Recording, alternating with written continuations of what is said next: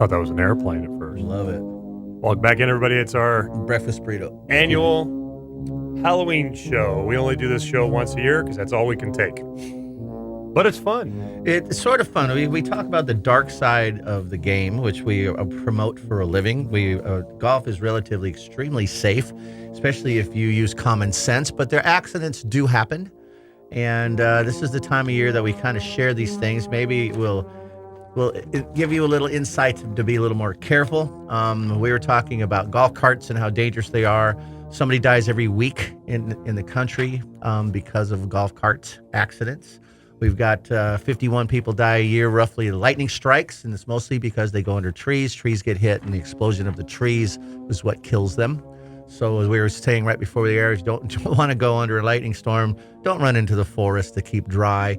You'd rather get wet. You're probably not. The tree will get hit probably before you do. Right. So get the heck out of there. And it's not true that the golf course is really, the golf clubs attract it.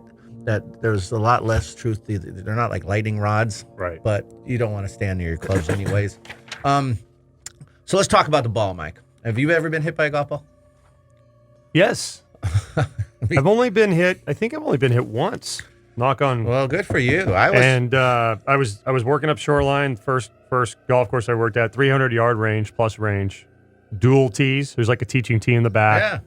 I was the range kid. I was 15, 16 years old, and so we would drive near the back tee, the teaching tee. Everybody aims at the range kid, you know. Yeah, well, I was way on the back. I mean, this is like 20 yards, and we had those giant trash cans, 44-gallon trash cans, and that's what we put range balls in. So we had like 4 to 5 of those we had to pick every day because this range was massive.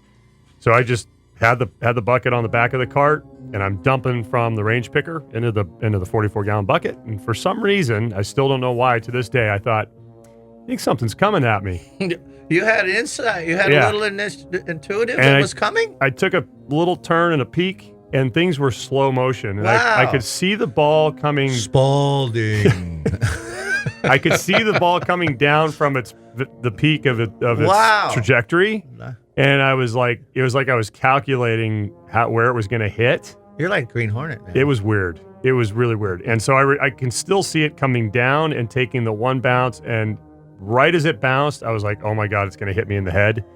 And I put my arm up, my right forearm up, just to kind of, move backwards. And it hit me right on the forearm and one bounce. And it left a mark. I mean, it hurt, but it could have been a lot worse. Little dimples on the arm? Yeah. Needless to say, I did not go back there anymore to load the range you're like a superhero. So it happened to me, actually. You were there. I was at Avila, and I don't remember the strike. All I remember is laying down in the bottom of a golf cart, and I thought I didn't know where I was. Yeah. And it was on the 4th hole at Avila. We were both working there. And then I remember, I thought we were going through a river, but I think Reggie was driving me back to the golf course. Yeah. Then I passed out again, and I was woke up in the ambulance, which I never went to the hospital because I was okay. But I got knocked out in the back of my head. I still have kind of a bump. I never saw it coming. So I don't, Reggie told me you were hit by a golf ball. I don't remember anybody yelling so all I remember is what am I doing in the bottom of a golf cart? I was on the floor of the golf cart driving through a lake, I thought. And that's where my brain was. I think I was going by the pond there. Do you know if the guy... Do you remember that day? Did the guy hit a square shot? I was hit. Yeah, hard enough to knock me out. Yeah. So I do remember that day, actually. Yeah. I offered you the snow cone when they brought you in off the course, and you turned me down. And you rubbed my back. It was very nice of you, man. And I was putting my fingers through your hair. I was trying to... And you sang me that song. Yeah. I love that little song. Hit by a golf ball, don't worry, Bill. Kumbaya, my Lord. Just keep your head in, keep yourself still. It was really nice. Lord, kumbaya. It was beautiful, buddy. You made me feel better. And then they took you out of the ambulance. And you got your ukulele out and you started doing that little song. That was beautiful, man. I don't have that ukulele anymore. And then everybody in the ambulance crew started harmonizing with you. It was. Thanks, buddy. Yeah. So a 69-year-old man died several days after being struck by the back of the head from a tee shot from 10 yards away. This happened in Chino, California. His brain swelled despite surgeries, died in a hospital. A 66-year-old woman was killed in 2009 after being struck in the head by a wayward shot hit by her son-in-law. Investigation continues. It was a Loch Lomond, Scotland. She died a day after being struck.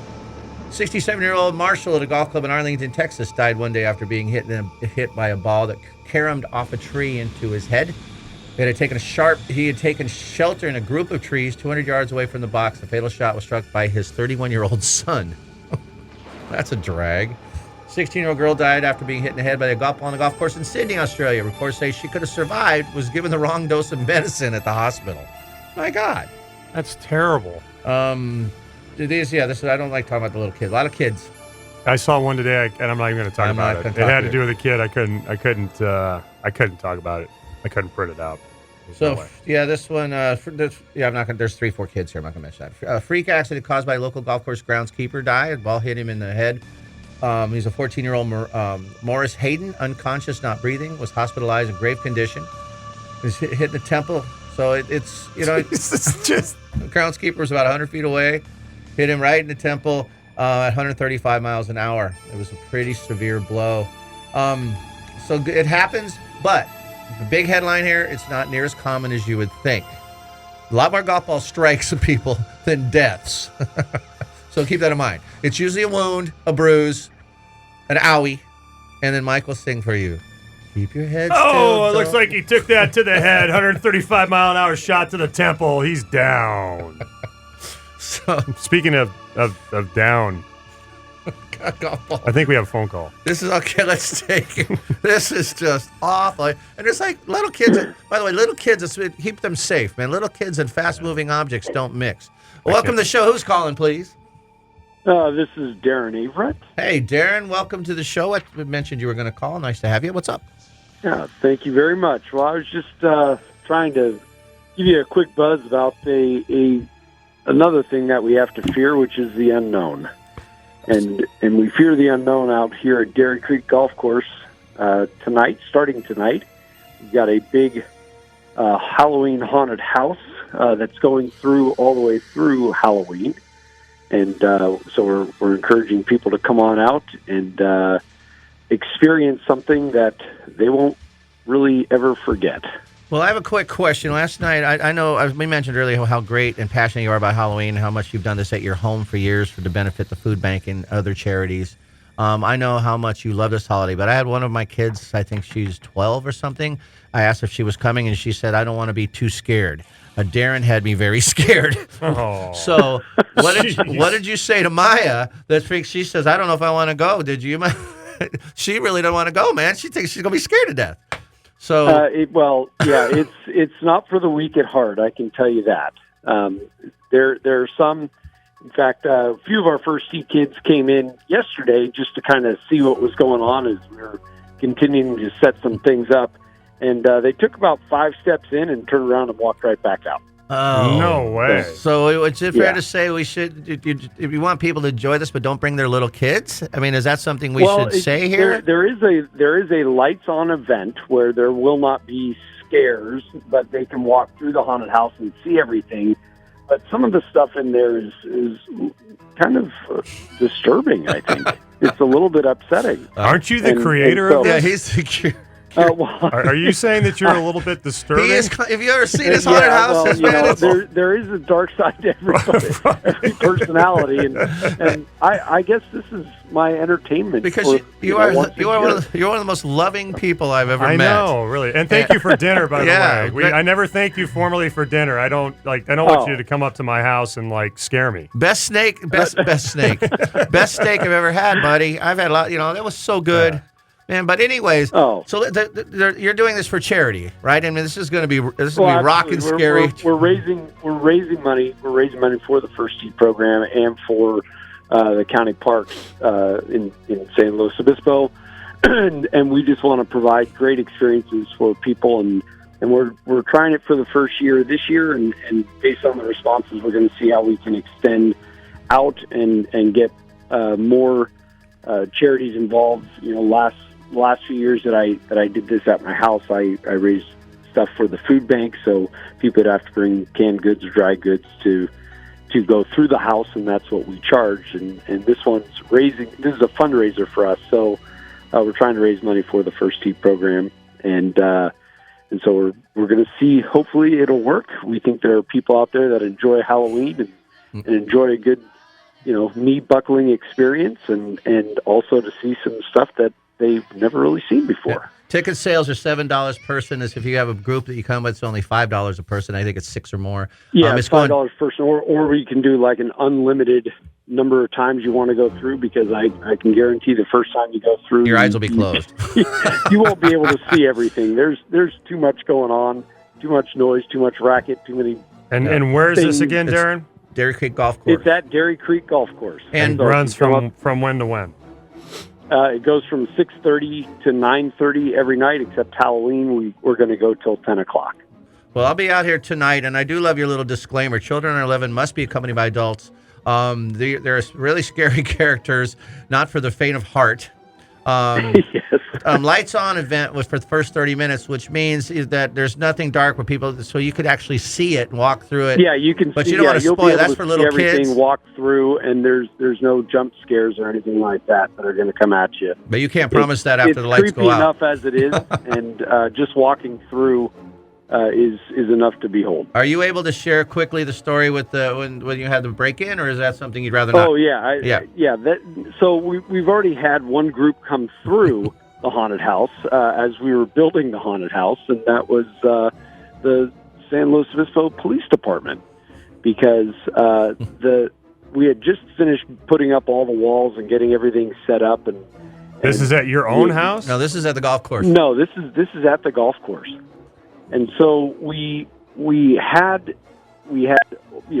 bodies and things Limbs. all over the place, because we're trying to get all the props and stuff into the different rooms, because there's like 9 different rooms that we have. Wow, And- this thing sounds And expensive. so It is crazy.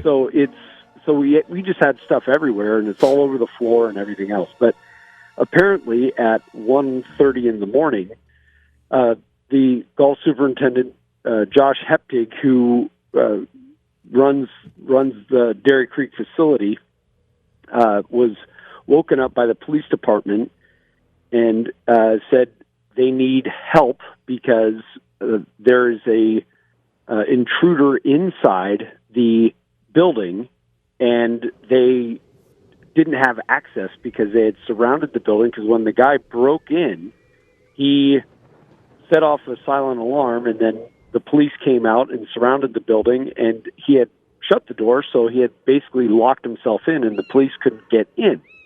Well, when the police came around the backside, they shined the flashlights through the windows, and there was the guy just sitting there at the bar, helping himself to a few libations and No some food that was way. there, and was just kind of hanging out, doing his own thing. Well, hey, man, this And is an open when bar. the flashlight came onto him, it kind of startled him a little bit, so he just got up and walked out of the bar area where it was and kind of disappeared into the building.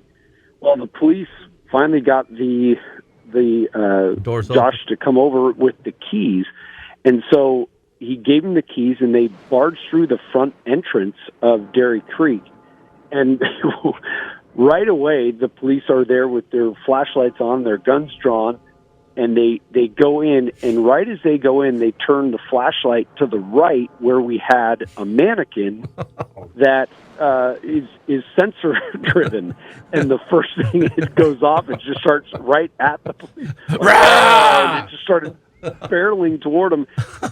And the policeman later said, "I almost put a bullet through Yeah, the hey, head of lucky that he didn't thing get shot. because it just attacked him." Yeah.